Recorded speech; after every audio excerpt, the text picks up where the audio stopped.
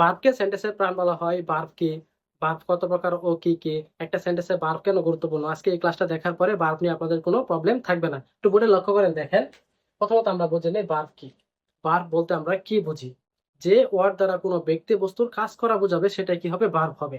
একটু বোর্ডে লক্ষ্য করেন দেখেন।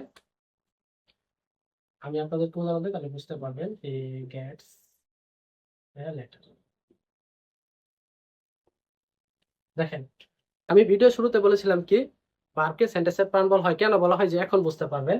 একটা জিনিস লক্ষ্য করেন দেখেন, প্রাণহীন মানুষ যেমন মূল্যহীন, সেম ভার্বহীন সেন্টেন্সও একটা কি মূল্যহীন। ভার্ব ছাড়া কি সেন্টেন্স গঠন হয় না, কিন্তু সাবজেক্ট ছাড়া কি সেন্টেন্স গঠন হয়। এখন বুঝতে পারবেন দেখেন, এখানে একটা জিনিস লক্ষ্য করেন, হি গেটস এ লেটার, সে একটি চিঠি পায়, সে একটি কি চিঠি পায়। এখানে কি ভার্ব সেন্টেন্সটা গঠন হয়েছে। এখন যদি আমি আরেকটা সেন্টেন্স লিখি, হি এ লেটার, এটা কি ভার্বহীন একটা সেন্টেন্স, অর্থাৎ এই যেই সেন্টেন্সে ভার্ব না থাকবে সেটা কি মূল্যহীন, অর্থাৎ সেটা কি কোনো দাম নাই, সেটা কোনো সেন্টেন্স হবে না।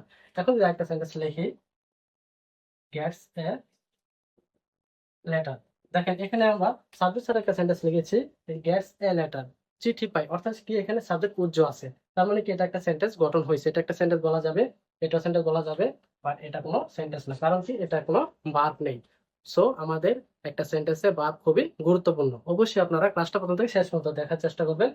এখন আমরা দেখি ভার্ব কত প্রকার। এটা খুবই গুরুত্বপূর্ণ। ভার্ব হলো দুই প্রকার, একটা ফাইনিট ভার্ব, একটা নন ফাইনিট ভার্ব।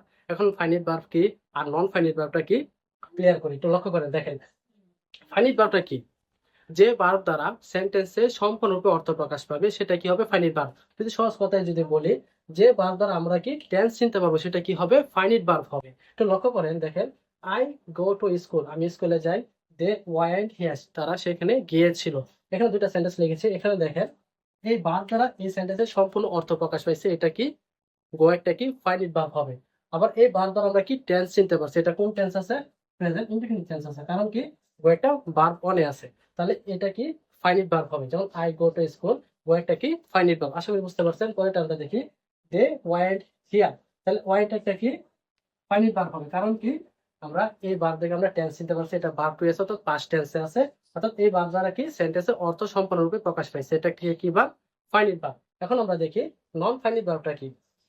যে ভার্ব দ্বারা সেন্টেন্সে সম্পূর্ণরূপে অর্থ প্রকাশ পাবে না সেটা কি হবে? নন ফাইনিট ভার্ব। যদি সহজ কথায় যদি বলি, যে ভার্ব দ্বারা আমরা টেন্স চিনতে পারবো না সেটা কি হবে? ফাইনিট ভার্ব হবে। একটু লক্ষ্য করে দেখেন, এখানে দুইটা ভার্ব আছে, একটা স, একটা কি সিঙ্গিং।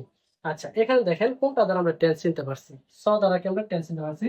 স একটা পাস্টে আছে, ভার্ব টু এ আছে, তাহলে স একটা কি ভার্ব? Finite verb.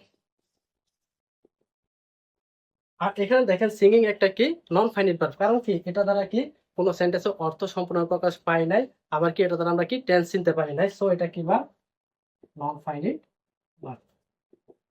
আশা করি বুঝতে পারছেন ফাইনিট ভার্ব কোনটা আর নন ফাইনিট ভার্ব কোনটা।